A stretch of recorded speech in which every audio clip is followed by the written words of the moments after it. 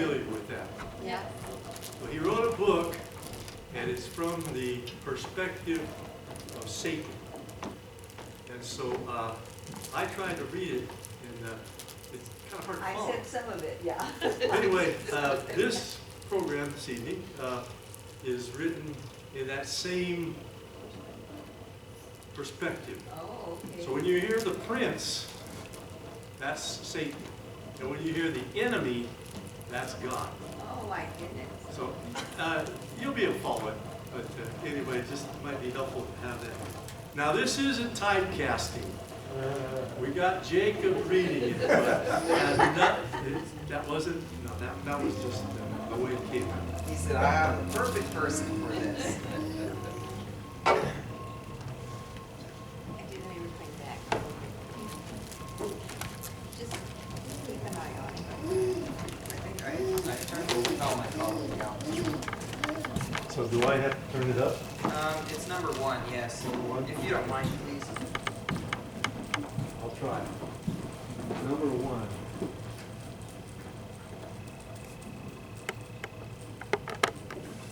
Got better? Yeah, there we go. Okay. Let's move that microphone in front of you so we can see you. I was trying to hide.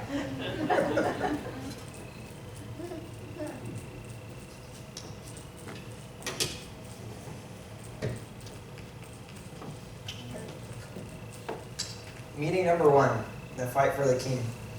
This emergency meeting was demanded by the prince. If you had seen him, you will see as this meeting unfolds. Your job, to distract the humans from their eternal perspective, has taken many avenues, as you should remember from your training. Whether it be enticing them with possessions, many or few. In the case of many, distractions and worldly care, or a few possessions. Eternal piety and false righteousness. Power, causing war or conflict, whether it's in a nation, world, or family, it matters not. By the way, malicious power, you've done an excellent job helping Rome crush the enemy's chosen. It behooves us not to forget who the enemy favors. The more Rome crushes them, the more the enemy's people doubt and forget the enemy's promise to them. You could not have done better. And deceit. You've created glorious fractions within the enemy's rulers. They go by Sadducees and Pharisees, scribes, all bickering among themselves for power. You've used one of our greatest tactics, division. They will never know until it's too late. Our prince never shares his power with anyone. Though he may entice with an empty promise, even the promise is a lie. That power of extremes, too much power or too little, always throws those humans. Lack of power within the enemy's chosen has brought the poor to despair. What predictable pawns they are when crushed under another's hand. And speaking of power, madness. That Herod human couldn't be more in the prince's hand. Why Herod has murdered his own family to stay in power. But I do not call you here to commend you. There have been reports of a new star sighted. Humans from the east. Yes, I must bring up your blunder. Hidden knowledge. From when the enemy allowed his chosen to be taken to Babylonia because of their disobedience. He moved them to new surroundings. Your destruction of their temple could not make Daniel fall. You even tried having him thrown in a den of lions. Not that that would have given you success. For when the enemy's humans die, they are lost to us eternally. The enemy succeeds, and our prince is shamed. Though a lion's den was a good attempt at an evil plot, even there you forgot the enemy controlled the lion's mouth, and the actual time when Daniel would die. Daniel survived. What? Of course, that was not expected. What was that? Hidden knowledge? How could you know? Of course you couldn't. Not one of us knows the future, except by what the enemy has promised. But we must work to make his promises fail. We must make the humans worry about the future, doubt the enemy's word. You did not succeed with Daniel. You did know Daniel talked with the enemy. Not just talked, but listened. We cannot always know what the enemy will do, but you, of all demons, must remember Daniel's 3 friends, how they escaped a fiery furnace with the enemy walking with them in it. The enemy does not play fair. He does things totally unexpected, outside your realm of thinking, though his thinking is predictably good, righteous, holy. Ugh. All that we reject and oppose. Do you also recognize by sending the enemies chosen to Babylon, the enemy used it for their good? The enemy made them remember to have only one God, him. Despite your attempts at using Babylon's tool to worship everything, including their king. Worked against you in this case, they did not absorb the Babylon's gods. They clung to the enemy, especially Daniel. While in captivity, they learned their destroyed temple wasn't necessary to worship the enemy. They congregated in pockets throughout the Babylonian Empire. Not a good precedent. It could lead to worship of the enemy anywhere. But this is not the place for a conversation regarding your failures and inaptitude. Needless to say, you failed. You do know what that means now. No, you were not rewarded for trying. Trying means nothing with a prince. He offers no grace or mercy. Those are detestable values of the enemy. What that means now is, Daniel taught those Babylonian men about the star, that one foretold as fulfillment of the promise the enemy made to man at the time of creation. What promise? Are you even listening?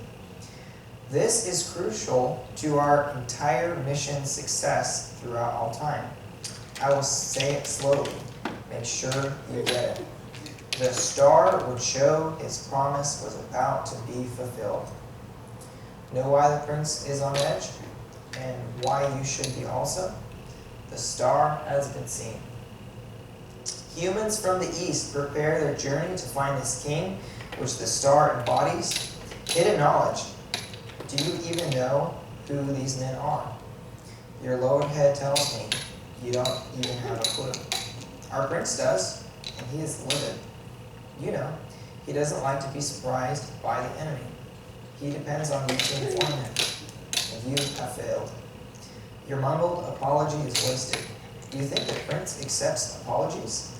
He wants information. He demands total commitment. He accepts nothing less. We must know exactly what this star means and who it is. You know I hate interruptions. What is it, misfortune? Just because you are assigned to the poor does not negate your responsibility. Go on. An angel made an appearance to your human charge, a lowly priest of the enemies. You did not think that was important enough to report to me? The enemy has been silent for over 400 years, and now he speaks, and of course it's important. What did the angel tell this priest? A forerunner to the one who would be conceived from this old couple? What did you do to stop him? Unbelief. A great tool. How successful was it? He was struck mute by the angel. Not so good. If unbelief is immediately punished by the enemy, they repent. If they can go on living without confrontation, they will think they have all eternity to repent. They do not realize the end of time seals their destiny. To have unbelief addressed immediately is not what we want. What's that? In spite of his unbelief, the child will still come from he and his wife, an old couple past childbearing. This is a direct intervention from the enemy. The enemy is using miracles again. Beware. With miracles, he no longer just uses his created laws to dictate happenings. Anything can happen. These miracles are not predictable nor expected. We must be creative in swaying the humans. They will be more conscious of the enemy's plan. We must all be alert. And you did not think I know about this. I wonder if any of you know what you should be doing. Another interruption. This meeting continues to be made in hell. What is it, nitpicker? Are you sure your news pertains to this discussion? After all, you merely tempt one poor human to sin. which, by the way, you are failing. Your human insists on living a righteous life. What? Your human too had an angel visit? It was Michael. Do not say his name out loud. I've had too many skirmishes with him to allow his name to be said in my hearing. What was that comment? If my skirmishes have been made successful, I would trample his name under my feet. You disrupt my meeting. I should have you removed. To further correct your thinking, notice none of us have names, only descriptions that reflect our specialty. Even our prince does not go by his name given by the enemy, Lucifer, but by descriptions: father of lies, accuser, tempter, the evil one. Only the enemy uses names. He even has named all the stars. If that isn't a total waste of time, he gives humans names to bring connection. We use their names for manipulation, taunting them to do wrong, then berating them for doing it. We use their name to deceive, make them think the prince cares for them. He does not. They are merely pawns in the game of destruction he must win. The less we use their names, the more like animals we can treat them. But the enemy calls them by name to come to him. I did not understand the attraction. So, nitpicker, what did this angel say? A promise of the son of the enemy? This news is more concerning than the new star or the forerunner. This is why the star was seen. This is the promised one. Are you all making these connections that the enemy so clearly is given? This is none other than the enemy in human form. The enemy promised by his prophet Isaiah years ago that a virgin would conceive and bear a son, because the enemy speaks truth. All the time we can believe it will happen. Though on other issues, like the end of time, prefer to think we have a fighting chance to win. The enemy is moving, and we aren't ready. The prince must be told. Her name is Mary, you say? Names aren't important. To keep them unnamed and impersonal keeps them easier to control, like animals. But I've already explained this. I hope you're getting the point. 2 angels' appearances, and I wasn't informed. I don't know how you graduated to even gain a human to influence. Maybe you all should return to stirring up dirt on some whirlwind in the desert. I see no hope for your progress, but I have little to work with. What the prince demands is impossible, yet we must achieve it. This human carrier, Mary, must be shamed. No father of the child, but God? Oh, she has an espoused husband. Who is tempting him? Shadow. Good. You know what the enemy's law says. Let him stone her. You have tried that? He is considering it? Good. But he is righteous. What does being righteous have to do with his decision, you ask? Everything. Everything to those who are seeking the enemy's wishes. Work in his mind. Emphasize how righteous he is. Make him proud of that accomplishment, though it is nothing he does to become them. It is all the enemy's work inside him that makes him so. We know that too, but his pride can make him think differently. Let him think how others would see him, create bitterness and blame. How dare someone do that to him? Bring worry about the future? See what I mean? Work in his mind with those fiery darts of doubt and insecurities. You ask, what a mere child could do. No wonder the prince is livid. This child will change everything. What will he do? We don't know. But if he is anything like the enemy and he is his son, then he can do a lot. This meeting has made me realize we must have more accountability from all of you. You do not recognize important details that will change our own future. The enemy's promise of our destruction could be right around the corner, and we aren't fighting him. You aren't even aware of the danger these details brings us. Let me spell it out to you. The enemy has always sent prophets to proclaim his word, but they have been easily killed. Jeremiah, Isaiah, Micah. Well, Elijah wasn't able to be killed. The enemy wouldn't allow us to touch him. He would have made such a special trophy and idol. And that Moses, the enemy personally invited him to come to him. He did not call Moses to die, but to live with him. We could not even tempt the humans to glory in Moses' gravesite, for the enemy buried him. That was when I contested with that angel again. Anyways, the enemy is now sending his only son. He must die, not without cruelty. This requires careful thought. We must make the enemy suffer. This is one for the prince to decide.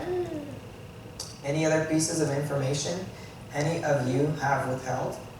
This meeting started with watching the star and what that means. We see a forerunner coming to proclaim the enemy's son. And the enemy's son, we must find him and make sure he does not live to see another day.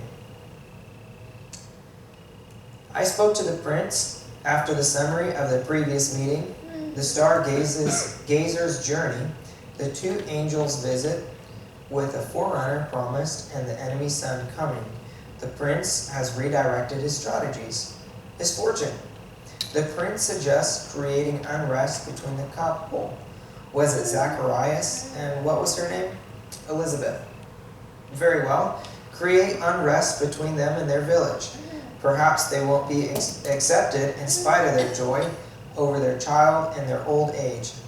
Why they would be happy over a child is beyond me, but you understand.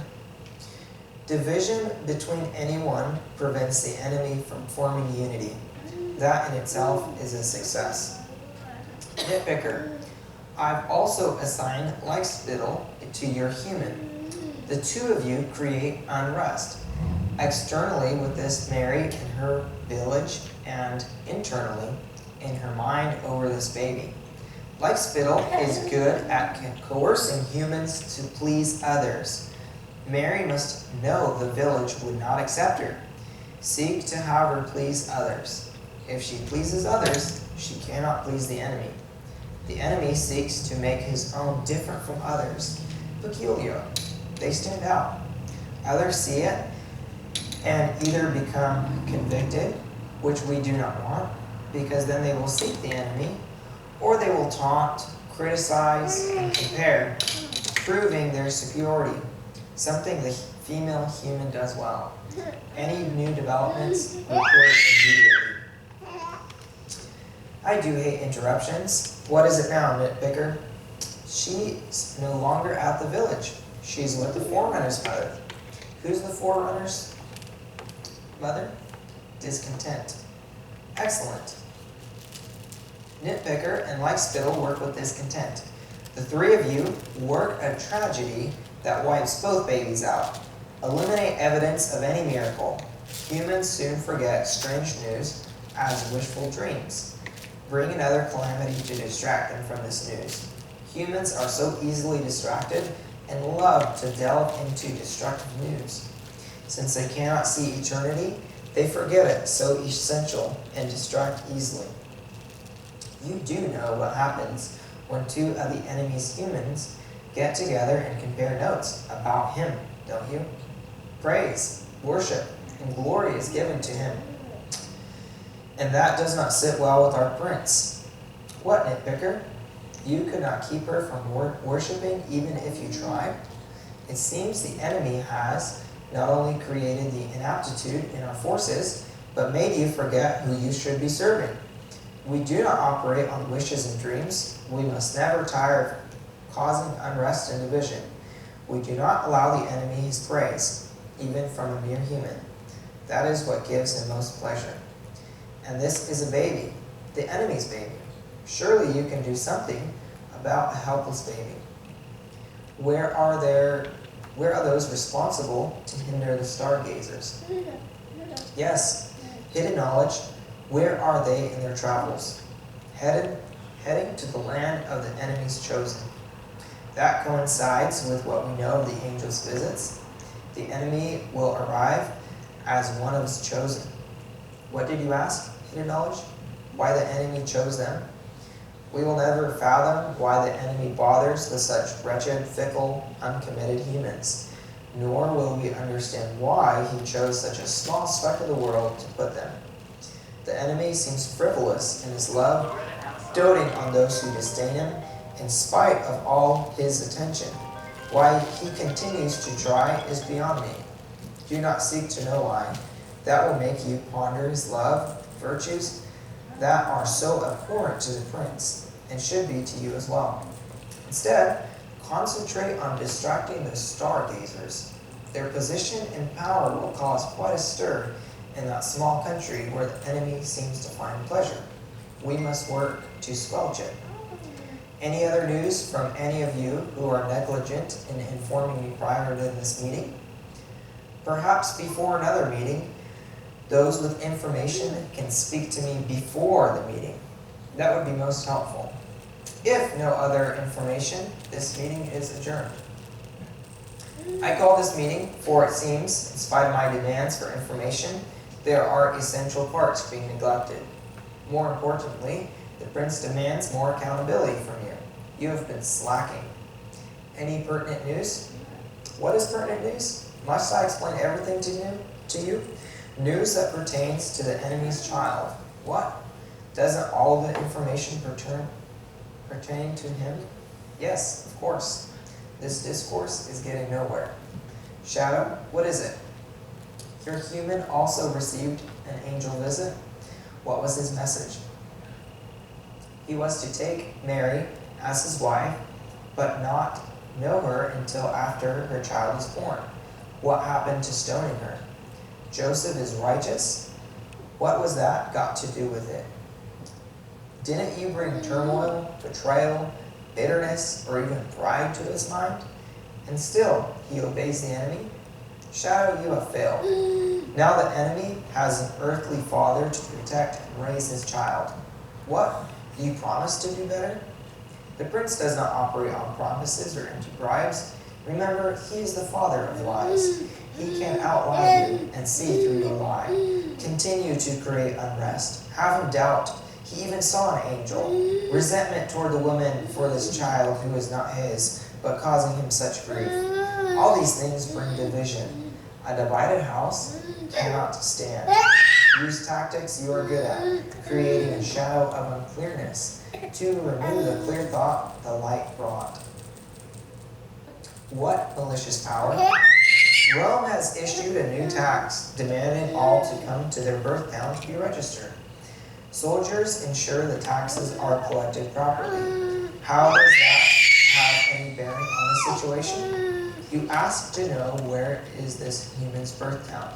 Excellent. Shadow, do you know where this Joseph was born? Bethlehem. So we must focus our attention on Bethlehem. Nitpicker, when will this child be born? In 2 months.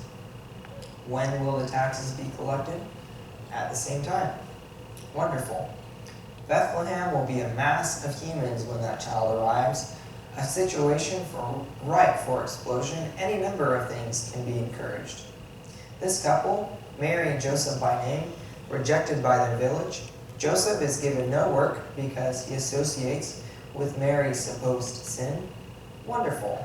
These humans always ostracize the righteous ones, supposedly about wrong, but really out of contempt for how their righteous life exposes their own. Great ploy. Also, whispers and malicious backbiting can work wonders on this Mary's joy. Bring sickness to her that may squelch her supposed love for this child. No human likes pain, especially when it's constant and unnecessary. Tempt her to complain about her situation. Discontent is the route toward bitterness. All this will lead them not to be included in a caravan, exposing them to theft and malicious intent en route to Bethlehem. We can bring that, right, malicious power? Let's make sure we're all working together on this, shall we? No one gets rewarded for doing what they are supposed to be doing. What happened to that old priest and his wife? Their son was born, they named him John. John, not after the father, What happened to bringing pride into the mix? The angel told him his name, and he obeyed. You are not thwarting the enemy. I also heard there was great rejoicing both at his birth and his dedication at the temple. You do know that pleases the enemy? The Father received back his voice and praised the enemy. Could you not at least make him feel defeated by his previous unbelief or insufficient with a false humility? But no, you allowed him to praise the enemy. The prince feels like we are a half step behind what the enemy is doing and forgetting all the training he has poured into you. He hates incompetence. Let's not even think about forgetfulness. We must get with the program. We must act before the enemy. How? When we do not know the future, but the enemy does. We must guess what he is doing and act before.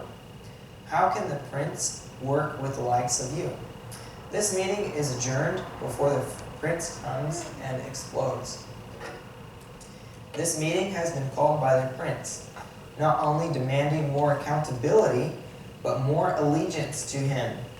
There was an entire host of angels declaring the child's birth. An entire army of the enemies made it through the prince's airspace and declared praise to the enemy. The prince was wounded in battle, as were several of you. Stop licking your wounds, pick up your sword, and continue to fight. You do know that this affects your future, don't you? Where were the rest of you? So the enemy's son has arrived. Know who these invaders told? Some grand king? No. The Roman Empire? No. Those angels went to an outcast, downtrodden, motley group of shepherds. Know what those shepherds did? They found the enemy's child and worshipped. If the prince's wound was not enough, he saw the enemy smiling. We must act like warriors. We battle for the prince's land and are losing ground. Need I remind you of what awaits all of us if the enemy succeeds? Though he would declare that it is a given, the princess told us we have a fighting chance to avoid that end. What awaits us, if the enemy is right, is the pit, darker than anything you could imagine, fiery and eternal, with no chance to return. We must bring with us all the humans we can to destroy the enemy's pleasure. The prince demands all too intensity, our battle against the child. We'll stop there for a brief song.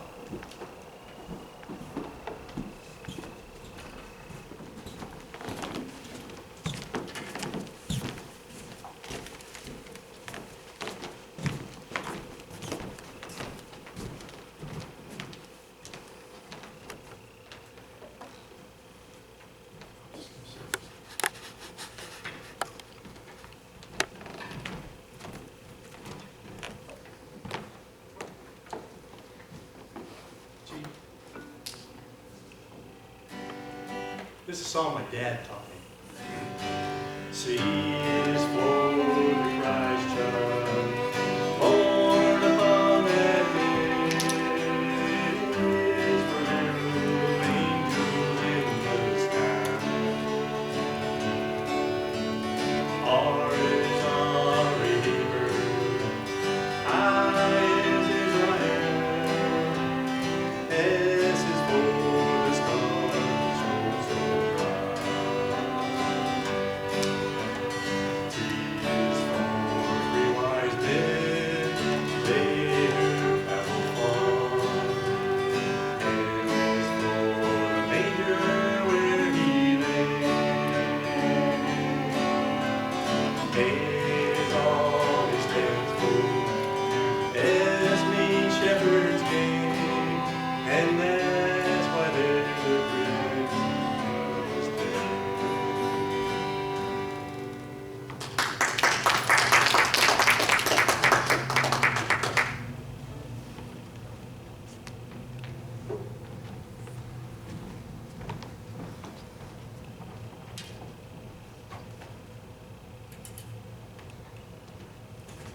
We'll resume the meeting. Good drink.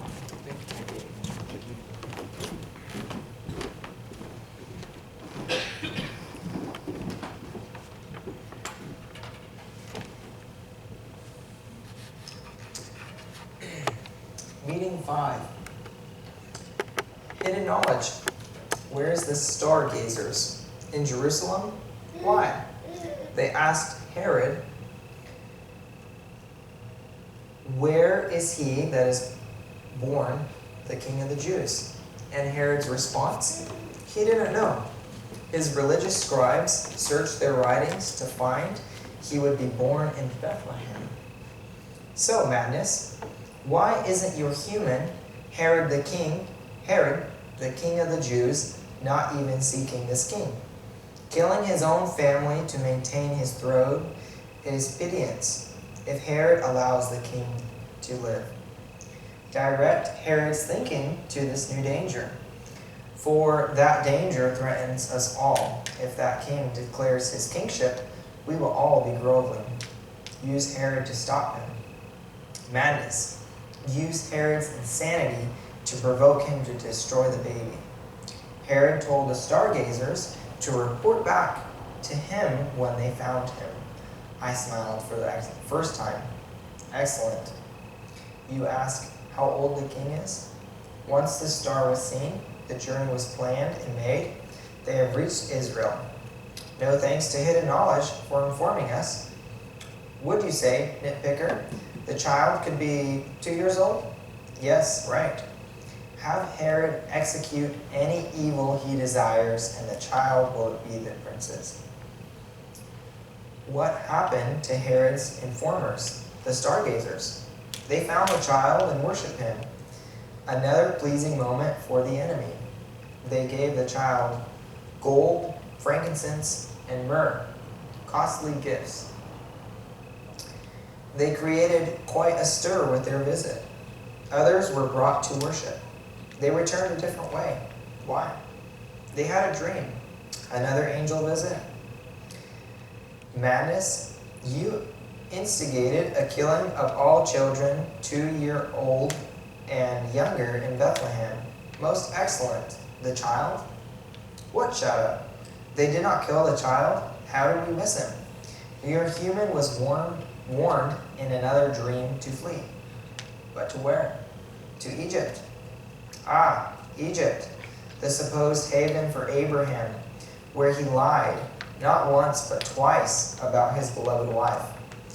Egypt, where Joseph was sent, that self-righteous brood who forgave his brothers despite their devilishness, selling him into slavery. Egypt, where the enemy outwitted the prince, killing our pawn, the Pharaoh, when his man Moses returned after running away. Why the enemy uses such fickle and deficient humans to do his work is beyond me, yet he still succeeds. Egypt, where the enemy's chosen king sought their aid instead of the enemy and reaped bondage. Since Egypt always brings the enemy's chosen to ruin, at least temporarily, let's see what we can do with that, but make it permanent. No victorious departures again. Now his only son is in Egypt. Malicious power. What? Okay, you know, you must succeed. Now silence. No angel visits, no dreams, no other miracles. Madness. What happened to your human? Herod contracted a flesh-eating illness and attempted suicide, then died. At least he is lost to the enemy forever. You will be assigned another human shortly. What happened to the Egypt visit, Shadow? Silent. When they left, another dream directed them to Nazareth. There they reside in a small village. What is it now, nitpicker? You want to be reassigned to someone else? Why? You are too close to the enemy. That is where the prince would expect you to work. Get in his face and sneer. Easier said than done, you say. His righteousness and holiness, even as a child, is making you sick. There is no temptation that you can give that will make him fall. Get over your sickness. There is no time for pity, and I have no sympathy. You forget, nitpicker, that your charge is not the enemy directly, but to his mother. Instill in her inadequacies, doubt in her ability to do the task, pride that she has been chosen. Work with both the mother and father, the shadow, to create discord between them. Give them another child so they can compare and belittle the next one. I don't know, do something. What? You still want to be reassigned? He is just a baby. How hard can that be? It is hard to make him cry. Of course, he is still the enemy. He's perfect. You do not think I know it is hard to stand before the holy? Very well, I will see what I can do. Reassignments are not easy to do. I must speak to the prince about this. I'll get back to you. In the meantime, increase your intensity, though I have little confidence you will obey. Your intensity should reflect the nearness of judgment. It's getting closer. We must prevail. You have discouraged anyone else to fill your spot. The prince does not solicit volunteers. He commands, directs, expects, punishes, but who, after hearing this account, would chose to be assigned to this Mary? Just as I thought, again, the prince will decide, perhaps a young graduate.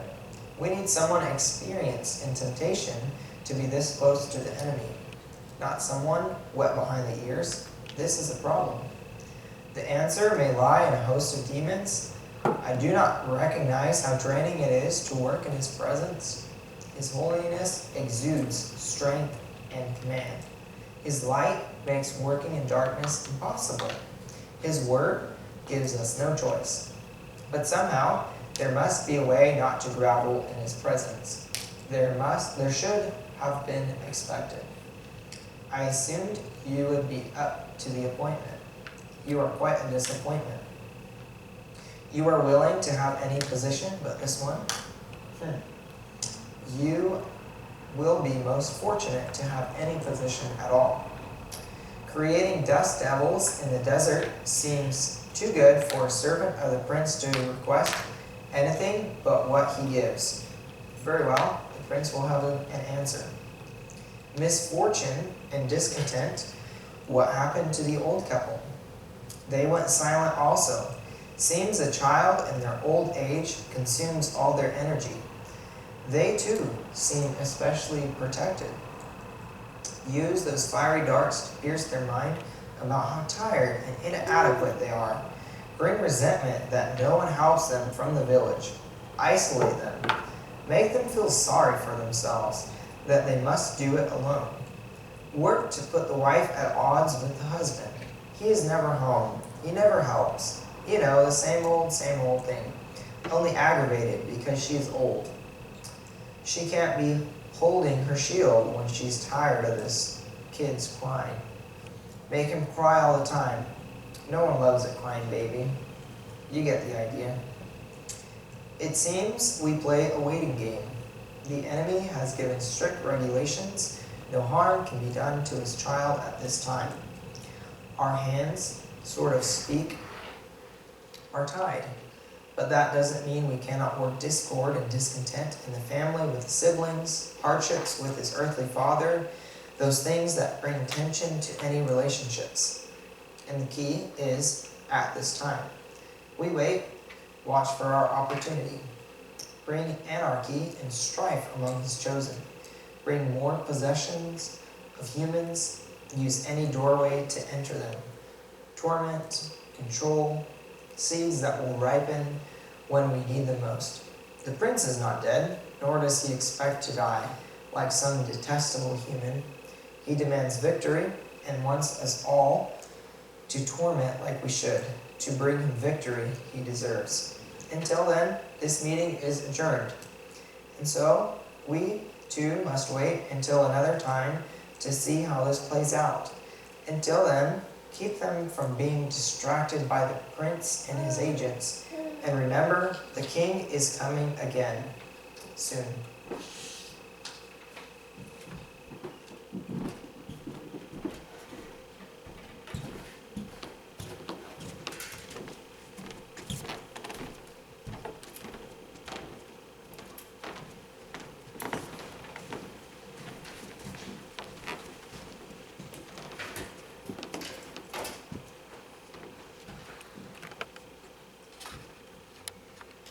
Close the program with Silent Night, page 147.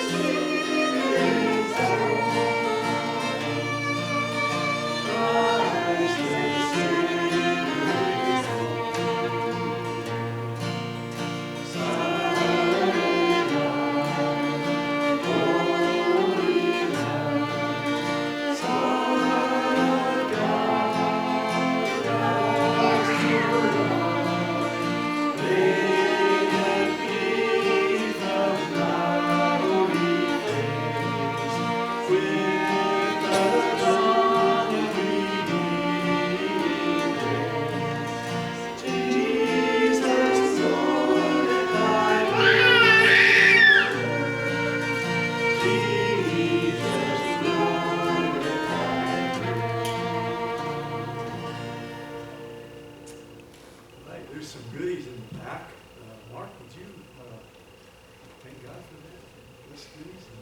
Thank you for the reading and Sonia's work on that. And thank you for the food that everybody brought. Help us to enjoy this holiday season and the King that has come. In Christ's name, amen.